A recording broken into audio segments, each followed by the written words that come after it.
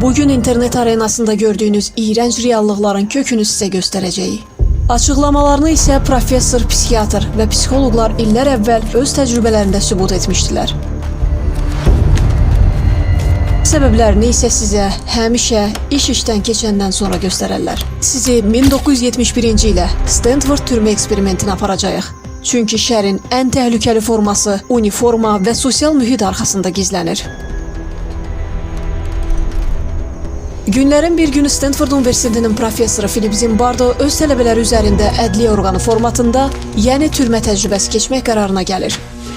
Dekorasiyalar qurulur, uniformalar paylanılır. Bir qrup tələbə nəzarətçi roluna, digərləri isə məhkum roluna girirlər. Philip Zimbardo isə türmə rəisi rolunu ifadə edərək göstərişlərini verməyə başlayır. Cəmi 6 gün ərzində adi tələbələrin beyinlərində status, yəni peşənin psixiatrik mənfi izləri, doğru qərar verməmə və dissosiasiyalar yaranır. Tələbələr rola girdiklərini belə unutmağa başlayır, anormal davranışlarla işgəncə vermə və məruz qalma halları sərgiləyir. Həqiqi sadistə və qurbana çevrilirlər. Vəziyyət o həddə gəlib çatır ki, Zimbardonun həyat yoldaşının təkidi ilə təcrübə 6-cı günündə dayandırılır. Gəlin, indi isə sosial mühit və peşənin səbəb olduğu tarixi faktlara nəzər salaq. Shiro Ishii, Yaponiya İmperator Ordusunun general-leytenantı, mikrobioloq, 1930-cu illərdən 45-ci ilə qədər Mancuriya əyalətinin Harbin kəndində 731-ci hərbi alayına rəhbərlik etməklə məxfi obyektlərdə general və həkim statusundan istifadə edərək insanları maruta, kütük adlandırıb və canlı-canlı parçalayıb, bioloji silahlar hazırlayıb. Təcrübələri, general statusu qarşılığında bu cəllad ABŞ tərəfindən toxunulmazlıq qazanaraq rahat həyat tərzi sürmüş, əzizləri ətrafında dünyasını dəyişmişdir.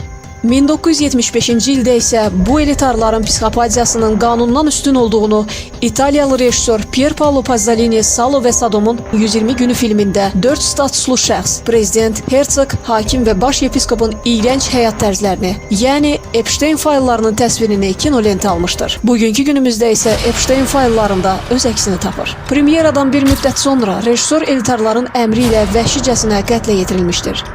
Heath Ledger 2008-ci ildə Christopher Nolan'ın Qara Cəngavər filminin Joker rolunda xaosun ruhunu anlamaq üçün öz şuurunu eksploatasiya etmiş və özünü psixoloji təcridə məruz qoymuşdur. Ölümündən sonra isə bir çox məşhurun göz yaşları və alqış sədaları altında Oscar mükafatına layiq görülmüşdür.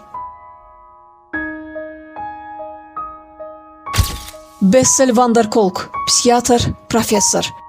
Özünün Bədən hər şeyi xatırlayır kitabında müharibənin, izlədiyimiz filmlərin, peşələrin insan beyninə, bədəninə təsirini bir daha sübuta yetirmiş. Bu kimi hallarda müalicənin zəruri olduğunu dəfələrlə vurğulamışdır. Deformasiyalar, psixiatrlar və digər elm nümayəndələri tərəfindən siyasi görüşdən qaynaqlanaraq bir qrup insanın öz düşüncəsində identifikasiya yaratması və digər insanları biomaterial, resurs kimi görməsi deformasiyası, dehumanizasiya adlandırılır. Bəli, bu şəxslər cəzadan yayınıblar. Lakin ölümün cəzasından qurtarmayacaq, tarixin və insanlıq yaddaşının qara siyasından heç zaman çıxmayacaqlar.